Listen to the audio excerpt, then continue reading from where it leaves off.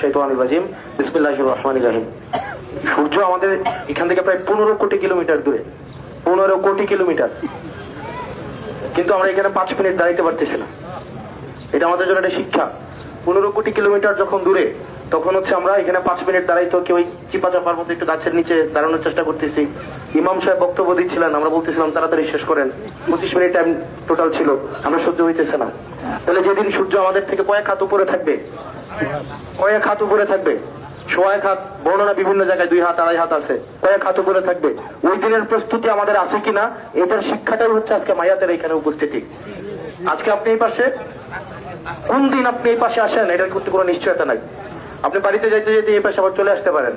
তা আমাদের এই শিক্ষাটা বা এই মৃত্যুর এই প্রস্তুতিটা আমাদের আছে কিনা, এই প্রত্যেকটা জানাজা আমাদেরকে এই জিনিসটা হচ্ছে স্মরণ করাই দেয়। এই জানাজার মধ্য দিয়ে আল্লাহ মায়াত সহ যারা জীবিত আছে আমাদের প্রত্যেকটা মানুষের, যিনি মৃত্যুবরণ করেছেন তাকে জান্নাতবাসী করুক, আর আমরা যারা বেঁচে আছি আমরা যেন এই দিনের প্রস্তুতি যথাযথভাবে নিতে পারি। আল্লাহ যেন আমাদের জানা অজানা প্রকাশ্যে গোপনে আমাদের যত গুনাহ আছে সেগুলোকে মাফ করে দেয়, এবং আমাদেরকে যেন আমি উনার সম্পর্কে কারো কাছে খারাপ কথা শুনিনি। আল্লাহ নিশ্চয়ই উনি উনার যে কৃতকর্ম, উনার যে আমল, উনার মানুষের সাথে যে সম্পর্ক, ইতিবাচক কাজ, প্রত্যেকটা জিনিসকে আল্লাহ সহস্র গুণ বাড়িয়ে আল্লাহ জান্নাতের মেহমান হিসাবে কবুল করুক।